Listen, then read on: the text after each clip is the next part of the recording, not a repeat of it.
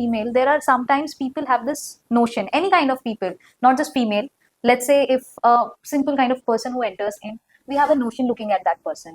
We think that, oh, if there is a person who is sweating or is maybe, we think that, oh, it might have struggled a lot while We coming. judge quickly. Yes, Yes, we judge quickly. we develop notion Yes. for that person, and on basis of that we have a conversation with them. Yes. So I feel now that you asked that what is this exact need that needs to be taken care when a nation has to build itself stronger in terms of ecosystem, in terms of development, technology and innovation, and in terms of business, which are led by women. I feel that ecosystem are made of people. It is made of people. It is made of collaborations. And if people have that switch within themselves to understand that every individual deserves an opportunity, every individual deserves that time of yours, because they have come for a reason, they have come with that understanding that they know something.